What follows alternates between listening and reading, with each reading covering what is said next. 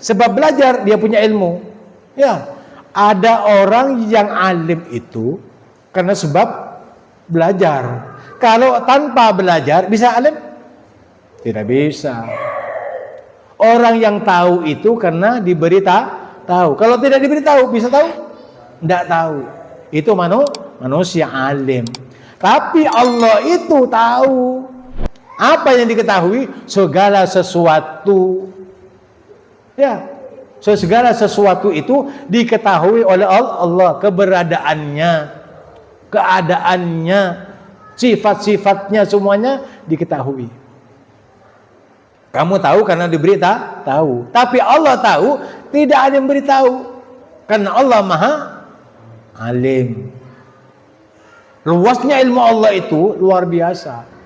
Kalau lautan, ya, lautan itu jadikan tinta dan ranting-ranting yang kayu yang ada di dunia itu dijadikan pena, lalu dituliskan kitab Allah itu untuk dibahas, untuk ditafsirkan, maka tidak sempat kamu menghabiskan atau habis tambah lagi, tidak selesai ini pembahasan Al-Quran. Jangan sempit pikiran tentang masalah kajian Al-Quran. Ustaz mengajar ini, besoknya ngajar ini lagi, pasti beda. Kenapa? Karena sudah banyak tafsir-tafsir yang dibaca, sehingga dengan apa? Dengan mempelajari Al-Quran, dengan banyak mufassir yang menyampaikan tentang kandungan Al-Quran ini, bila mana disampaikan berkali-kali tetap berbeda-beda. Kenapa? Karena luasnya ilmu Allah yang diberikan kepada manusia. Itu kepada manusia banyak, apalagi yang ada pada diri Allah. Yang ada pada manusia yang dibilang alim, allama, waliullah, gutub dan sebagainya. Itu ilmu yang diberikan kepada semua. Dari Nabi Adam sampai akhir zaman, semuanya alim. Padan bi'jarum saya masuk ke tasik, yang sisanya itu yang diberikan kepada manusia dan jin. Sementara lautan itu adalah ilmunya Allah Subhanahu wa taala yang belum kamu ketahui. Mau bilang alim? Jangan sok-sokan. Tidak. Kalau kamu bisa mengerti tentang masalah ilmu, sampaikan saja. Yang benar itu benar untuk diikuti, yang salah itu salah, jangan diikuti atau hindari. Itu saja. Batas manusia di dalam menyampaikan dakwah dan risalah. Bahkan menyampaikan dakwah itu, ya, ud'u ila sabili rabbika bil hikmati wal mau'izatil hasanah wajadilhum billati hi ahsan. Ajaklah manusia itu kepada kebaikan dengan cara yang patut, dengan akhlak, dengan lemah lembut, dengan baik, dengan benar. Ayomi, bimbing, tuntun, tunjukkan kepada yang benar. Ya. Tapi kalau dia tidak mau, dia menantang. Wajadilhum billati hi ahsan. Kalau kamu ingin mendebat dengan cara yang baik. Ya. Jangan asal-asal nyalakan sementara kita tidak mengerti. Karena ilmu itu banyak. Contoh saja, perhatikan. Orang sholat, katanya Habib begini, Allahu Akbar. Ya. Allahu Akbar. Allahu Akbar. Allahu Akbar. Yang mana yang benar? Yang mana yang benar? Pilih satu. Mana yang benar? Yang kamu pilih benar, yang tidak dipilih juga benar. Berarti banyak. Dan ini semuanya sunnah. Mau disalahkan? Yang benar beb yang gini beb, Allahu Akbar. Dipakai Imam Syafi'i, benar, diambil. Hadisnya sahih. Ya. Jangan nyalakan Allahu Akbar. Jangan nyalakan yang ini, kan ini hadis juga. Ini salah beb, yang benar gini, Allahu Akbar. Benar kan ini hadis. Allahu Akbar. Benar. Kenapa? Ini hadis. Dan tangan kanan di atas tangan kiri itu yang berbicara tentang masalah itu ada 120 hadis Rasulullah. Itu masalah tangan saja. Makanya Ustaz sudah bilang, sholat itu sunnahnya ada 800 hadis. Wudu itu ada 400 hadis. Punya banyak, ya banyak. Dari bacaannya, dari gerakannya, dan lain sebagainya. Dari niat sampai selesai doa. Dari wudunya, ataupun dari sholatnya. Oleh karena perhatikan sholat. Dan bila mana ada orang yang sholat, yang penting kan istilahnya kalau orang awam ya, kalau yang penting itu sholat, ya sudah, sepenting dia sujud, sholat. Tapi sholat itu sebenarnya bukan sholat, sholat itu penting, tapi yang penting sholat, tetapi yang benar adalah sholat itu penting.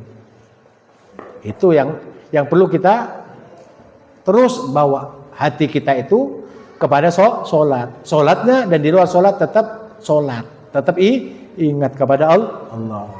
Nah, kalau Allah tidak perlu ada pemberitahuan, karena kamu tahu itu dari sisi Allah. Bagaimana kamu akan memberitahu tentang masalah Allah? Artinya kamu berdoa, ya Allah, saya ini perlu banyak keperluan ya Allah. Perlu uang ya Allah, perlu ini. Katanya Allah, sebelum kamu dijadikan aku tahu kebauan kamu. Sebelum kamu dijadikan manusia atau lahir ke dunia, aku tahu apa yang kamu inginkan, apa yang kamu minta, siapa istrimu, siapa suamimu, di mana rumahmu, kamu sakitnya apa, kapan disembuhkan, kapan kamu matinya, kapan kamu lahirnya. Semuanya aku tahu sebelum kamu ada. Kalau masalah tauhid, angkat tangan, sudah tahu Allah. Nah itu tahunya Allah itu, ya bukan hanya ketika kamu itu ya meminta. Kamu minta kepada ya Rabb, ya tahu Allah tahu. Sebelum meminta tahu, apalagi ketika meminta, ya tahu. Sebelumnya sudah tahu. Nah, tapi kalau manusia sebelumnya tahu. Sudah tahu. Sesudahnya tahu. Yang sebelumnya tahu karena sebab sudah dilewati, tapi kadang-kadang lupa. Tapi kalau dia datangnya akan datang tahu. Besok di mana kamu berada? Makan apa? Makannya di mana? Minumnya di mana? Tidurnya di mana? Tahu. Apa yang akan kamu kerjakan besok? Tidak tahu. Allah tahu. Itu bedanya antara Allah dan makhluknya. Itu wasi'un alim. Sangat luas ilmunya Allah itu. Mau bicara apa? Ya, tentang kamu, tentang Adam, kamu tidak tahu.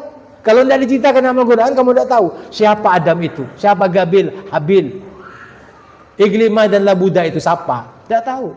Tetapi Al-Quran yang menjelaskan, sehingga menjadi tahu. Ketika diberitahu, kamu menjadi tahu. Tapi Allah itu tidak diberitahu, tapi sudah tahu, itu bedanya. Laisa kamitslihi syai'un. Allah itu tidak serupa dengan kita yang punya ilmu, yang punya mata, yang punya pendengaran, yang punya lesan, yang punya segala-galanya.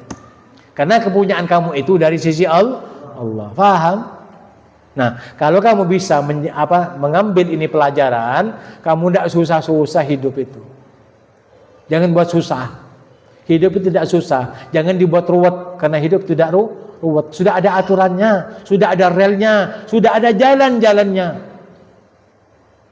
Ya, sudah ada jalannya. Jangan buat memikirkan dirimu sendiri. Kalau kamu mau memikirkan dirimu sendiri, berarti kamu tidak kenal Allah lagi. Karena sebenarnya kamu itu tidak ada, sekarang ada. Bila ada, pas termometer. Ayo belajar ini, ayo kerja ini, ayo begini, ayo begini, ayo begini. Ya. Jadi tetaplah kamu ditakdir Allah Subhanahu wa taala. Kecuali Allah menggerakkan. Nah, apapun saja yang kamu terima dari apa yang saya sampaikan ini, atas datangnya kamu ke tempat ini yang tadinya di rumah, ya enggak? Paham? Ternyata di sini. Itu kehendaknya siapa? Kehendaknya kamu? Tidak, kehendaknya Allah. Begitulah caranya Allah memberikan taufik dan hidayah kepada orang yang dikehendakinya. Sama dengan Allah mengangkat presiden atau raja di sekitar kita. Paham? Ini wasiatnya Allah SWT.